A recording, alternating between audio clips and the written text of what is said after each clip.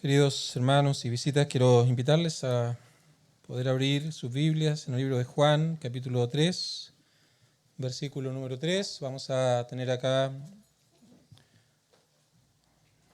la predicación de esta tarde. Juan, el Evangelio según San Juan, capítulo 3, versículo 3. Respondió Jesús y le dijo: de cierto te digo, que el que no naciere de nuevo no puede ver el reino de Dios. Y el tema que vamos a presentar en esta tarde se titula El milagro del nuevo nacimiento.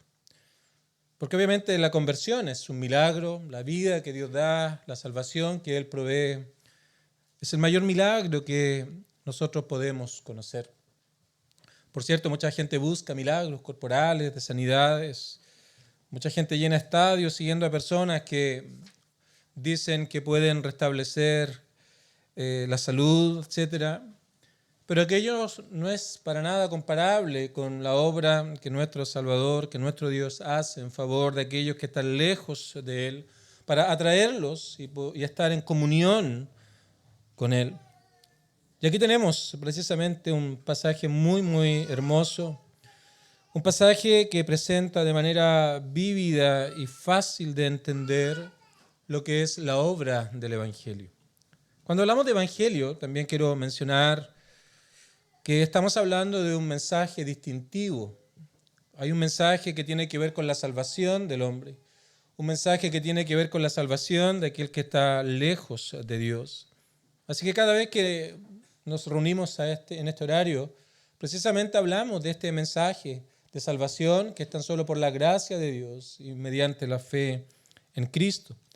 Y en este pasaje precisamente tenemos una enseñanza de nuestro Señor que apunta a la manera en cómo un hombre, una mujer, una persona puede estar en comunión con Dios. Y todo esto se da en una conversación entre nuestro Señor Jesucristo y por otro lado a un hombre llamado Nicodemo.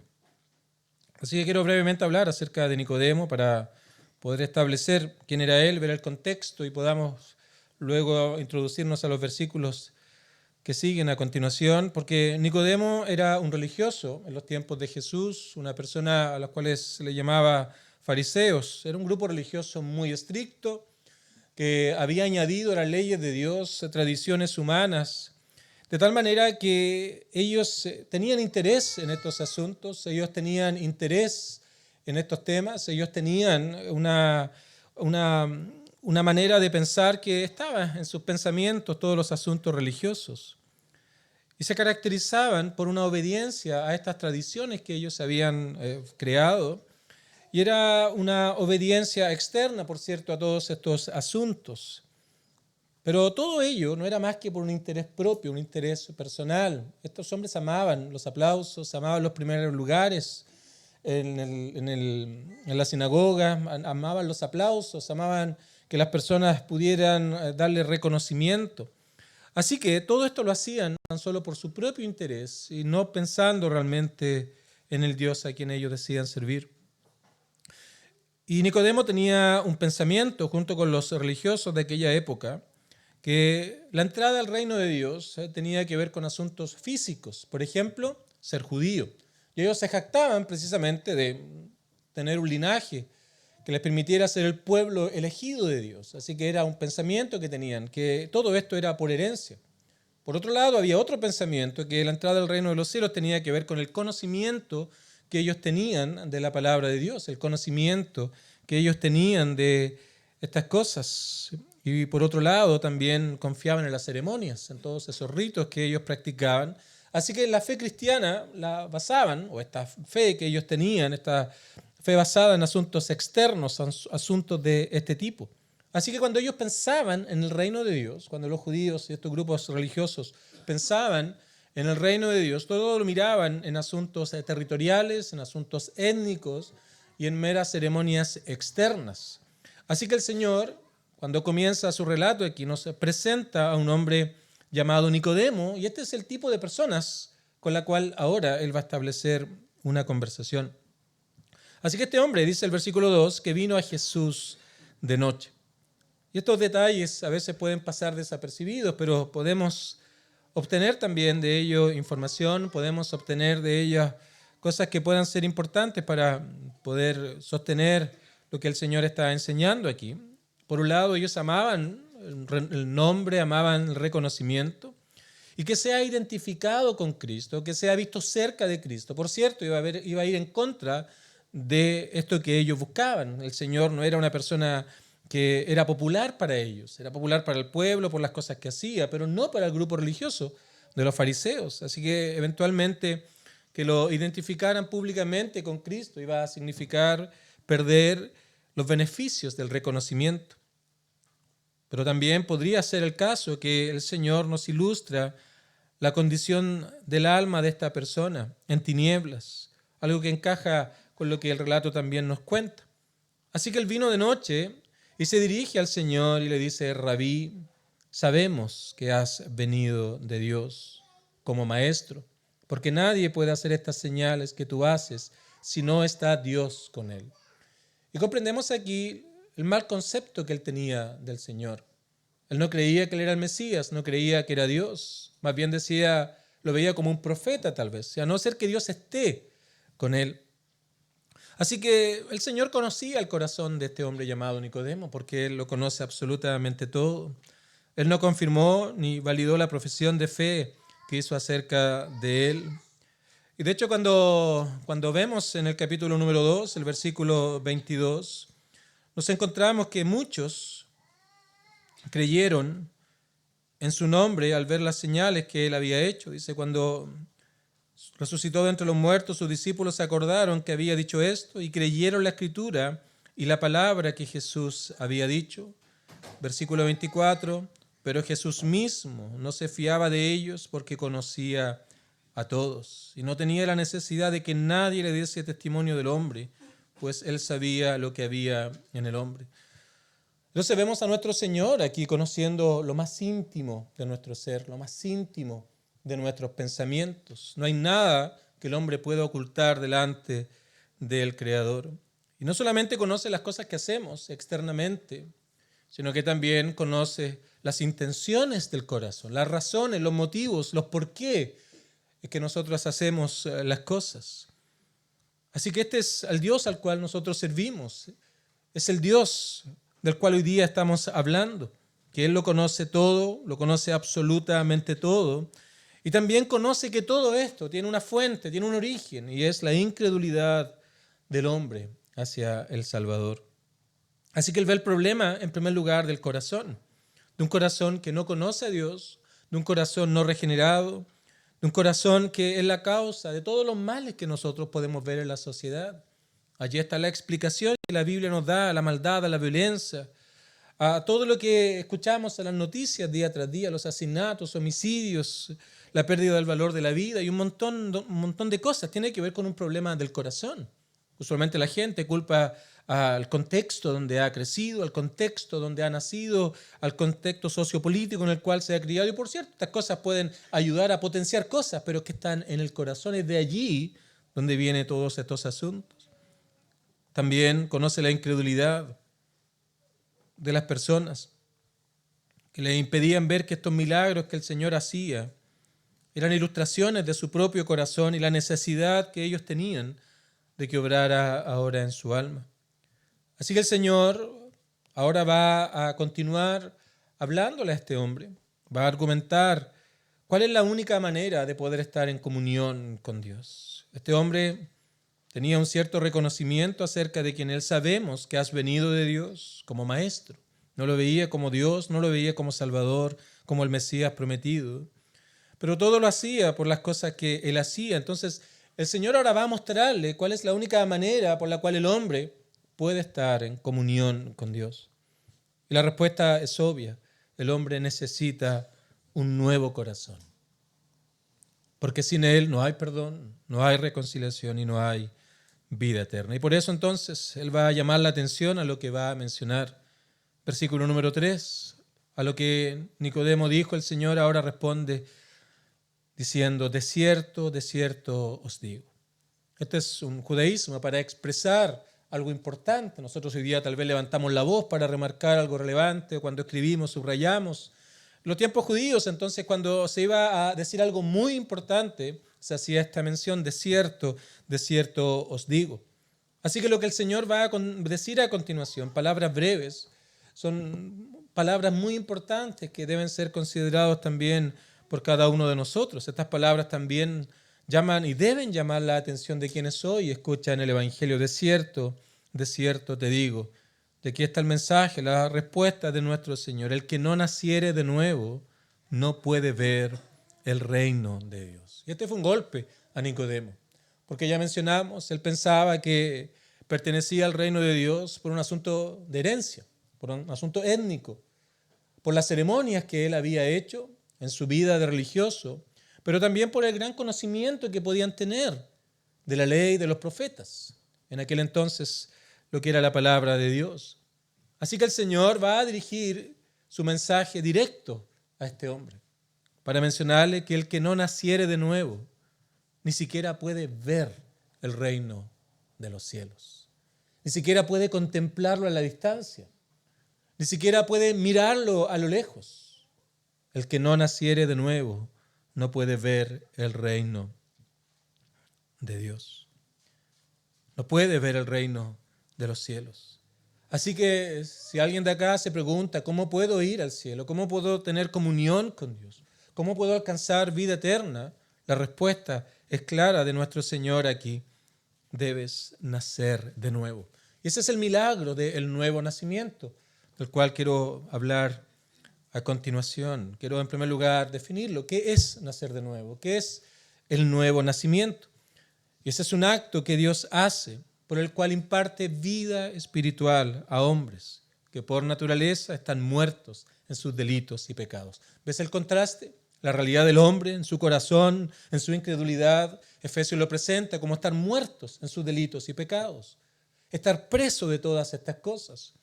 Esto lo domina, el pecado lo lleva, lo dirige, lo restringe, un montón de cosas. Eso es muerte espiritual, separación de Dios.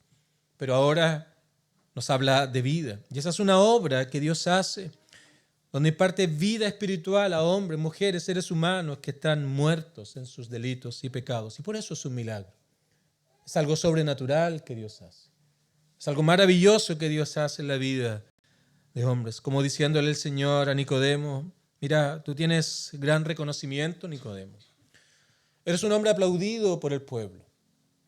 Un hombre que tiene un gran prestigio.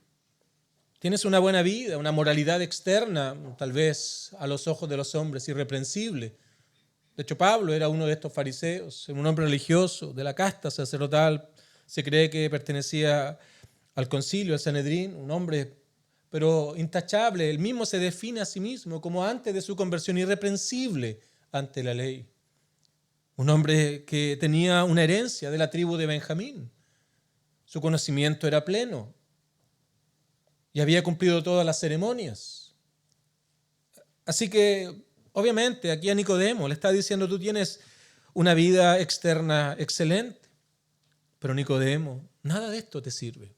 Nada de esto tiene poder para poder darte comunión con Dios. Nada de lo que has hecho te sirve para poder alcanzar perdón de pecados. Y por cierto, tenía una gran lista de buenas cosas que él había hecho externamente.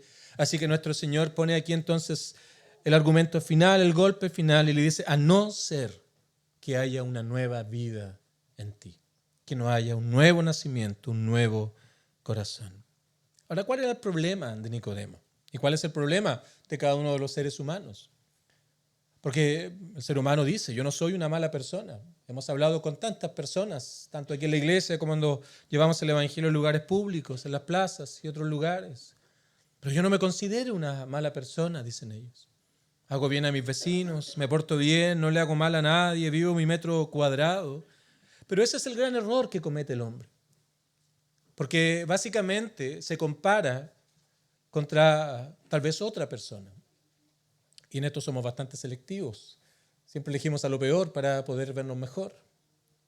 Así que, claro, cuando nos comparamos con estas personas que han hecho tantas maldades externas, por cierto, muchos de nosotros podemos ser unas lumbreras. Y ese era el error de Nicodemo. Se miraba a sí mismo, se miraba al espejo para ver su propia justicia.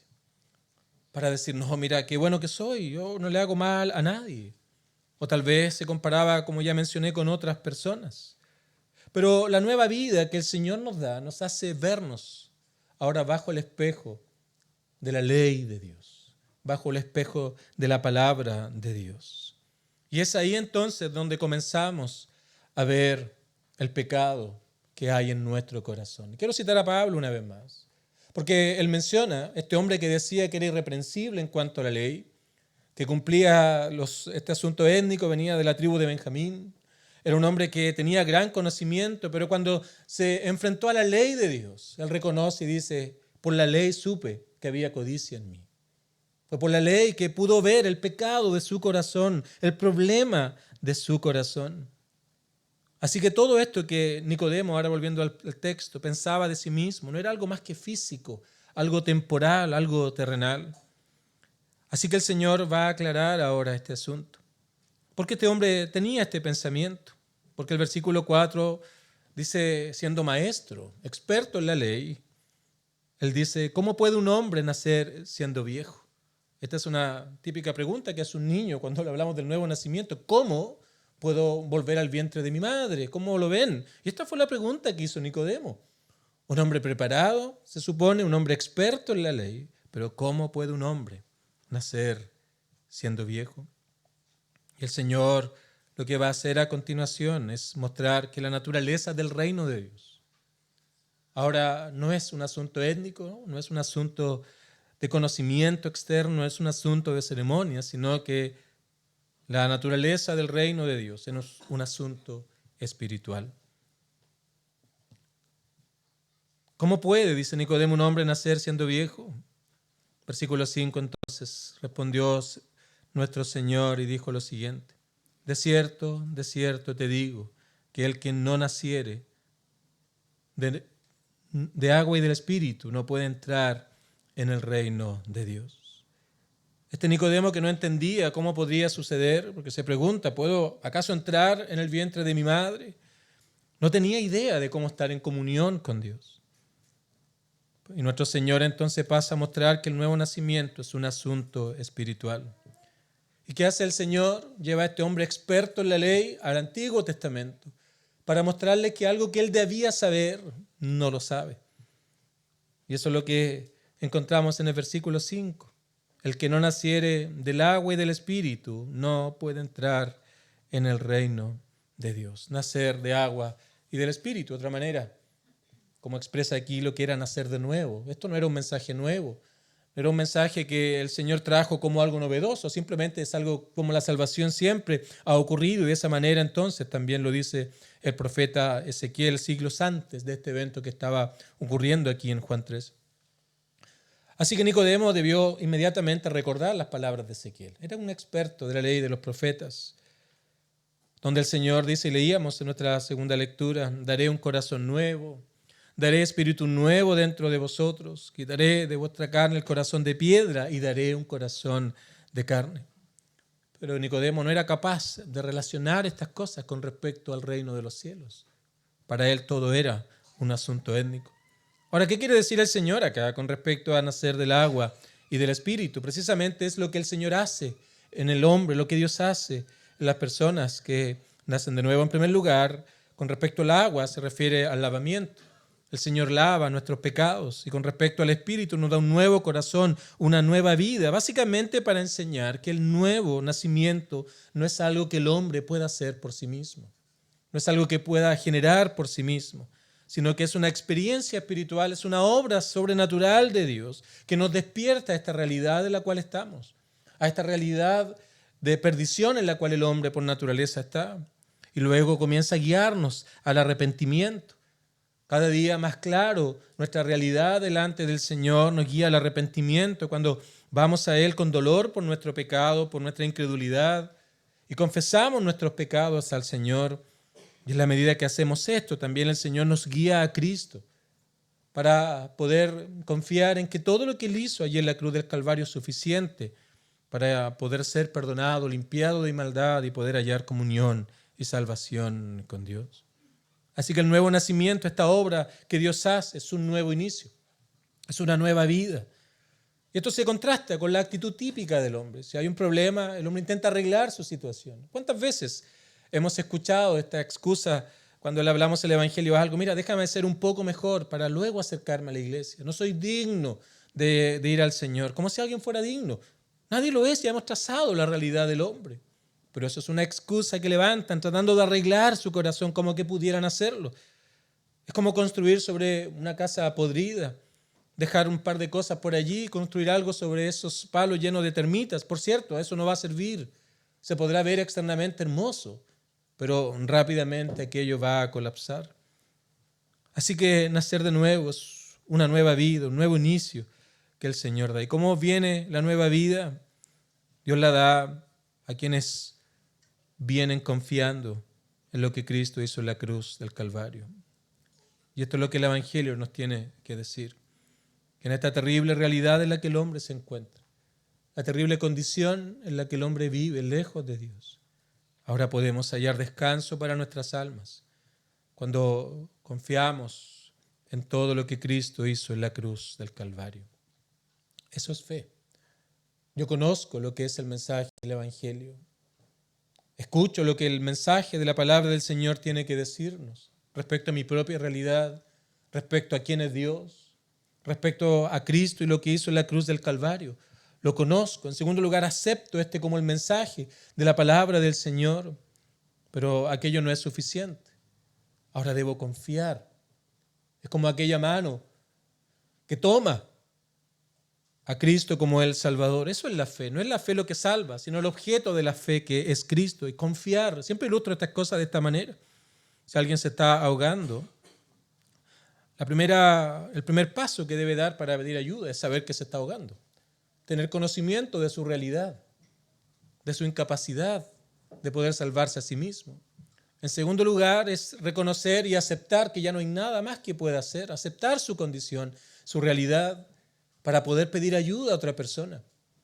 Y luego de aquello entonces es confiar en aquel que fue a su rescate para que lo lleve finalmente a la orilla. Eso es fe.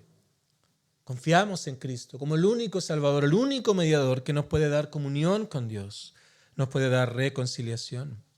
Y eso es lo que el Señor le está enseñando a este hombre. No es algo que está basado en méritos humanos. No es algo que está basado en asuntos de religiosidad externa. Es un cambio del corazón, es una transformación del ser del hombre, es un cambio total en su vida, producto de aquella nueva vida que el Señor da. Pero también hay una garantía en el Evangelio, que todo aquel que viene al Cristo, todo aquel que viene delante de Él lo recibe. ¿Cuál es el resultado de esta nueva vida que el Señor nos da? Antes éramos enemigos y ahora hay comunión con Dios. Aquí no hay lugares neutrales, por cierto. Somos enemigos de Dios o estamos en comunión con Él. Y cuando éramos enemigos, ahora por medio de Cristo hemos sido hechos cercanos. Hay un cambio de posición. Antes estábamos separados, lejos de Dios, y ahora somos hijos de Dios. Hay un cambio de actitud. Antes estábamos en contra de Dios, tal vez de manera activa, o simplemente la indiferencia es una demostración de esa rebeldía en contra del Creador. Pero ahora hay un anhelo por las cosas de Dios, hay un anhelo por aprender de Dios, un anhelo por leer la palabra del Señor, un anhelo por reunirse, un anhelo por escuchar el Evangelio, un anhelo por aprender más del Señor. Pero también hay un cambio de destino, producto de esta nueva vida. Antes íbamos camino a estar lejos de Dios para siempre, condenados en el infierno por la eternidad, sin saber a dónde íbamos, vivíamos en este mundo, sin comprender las consecuencias eternas de nuestro pecado. Pero ahora tenemos perdón y hemos hallado vida eterna y tenemos esperanza de estar por siempre con nuestro Señor en las glorias eternas. Así que la nueva vida trae un cambio, una nueva relación.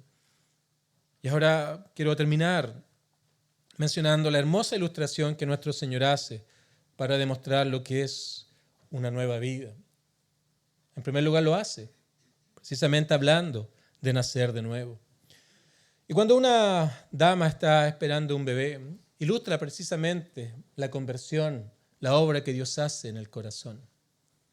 Porque el Señor comienza a obrar y muchas veces esto es invisible a nosotros. Como diría alguien, lo esencial es invisible a los ojos. Y lo más esencial y maravilloso es que podemos conocer la conversión. Muchas veces se inicia de manera silenciosa. Escuchamos el Evangelio, oímos la palabra del Señor y Dios, la semilla del Evangelio es puesta en nuestro corazón.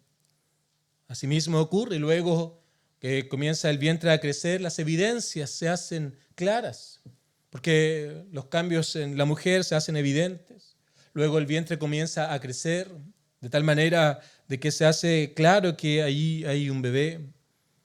Finalmente entonces nace, va a tener un nombre, un registro, y todo aquello precisamente se ilustra en estas palabras que el Señor usa, nacer de nuevo. Así que no es autogenerado, ningún bebé se hace a sí mismo.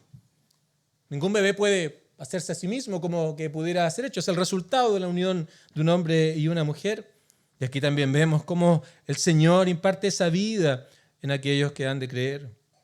Pero también es un nuevo comienzo, como ya mencioné, nuevos anhelos, nuevos deseos. Hay un certificado de nacimiento. Cuando nace un bebé nos entregan en la clínica o en el hospital un documento con el cual vamos al registro civil. Nos enfrentamos frente a la persona y le decimos, ya, ¿cómo se llama? Tanto.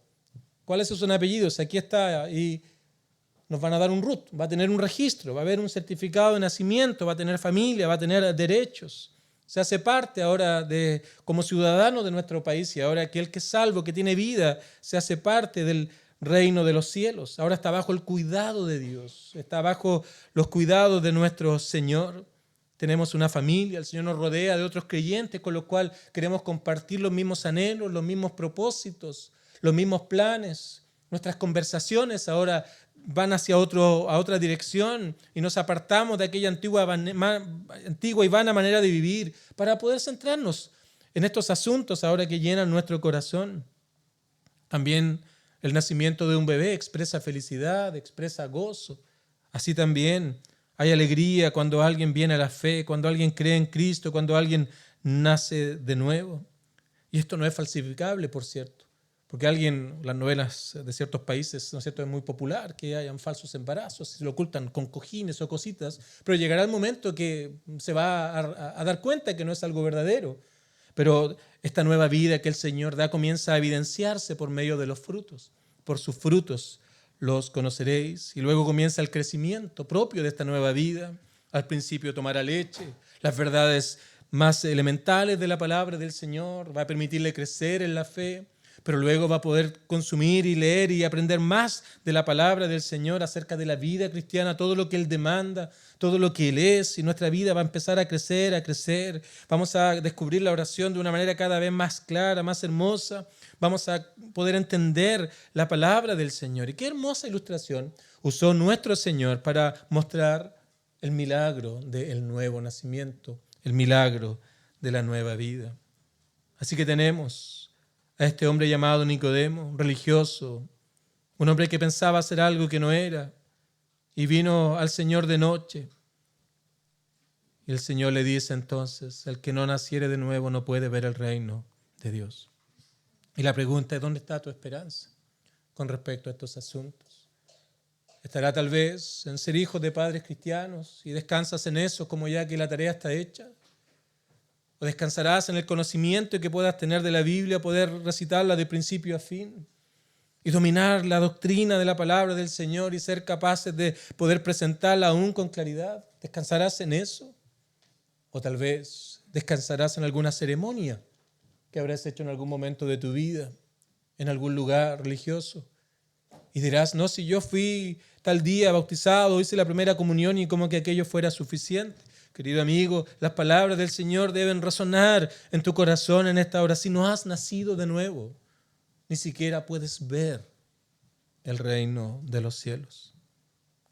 ¿Y cómo termina esta historia? Nicodemo había aprendido en esta breve conversación mucho más de lo que había reunido en su mente durante toda su vida. Reconoció que era un ignorante, que estaba lejos de Dios. Reconocía que ni siquiera podía ver el reino de los cielos porque no había nacido de nuevo. ¿Y qué nos dice esta historia? ¿Habrá conocido al Señor? Si vamos a Juan 7, versículo 50.